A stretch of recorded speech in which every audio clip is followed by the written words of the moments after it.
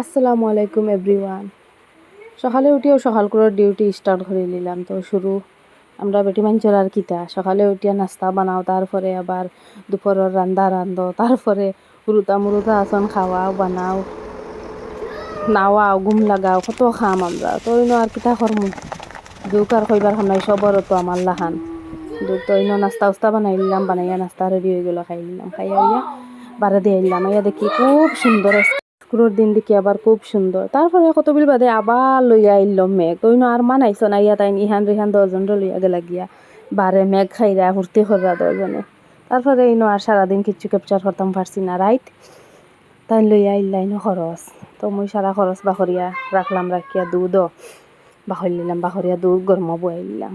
দেখো নসিব, দুধ খালি গরম বয়াইতে হলাম। আজ বহুত দিনে দুধের চায়া ফুটি খাইমু সুন্দর করিয়া।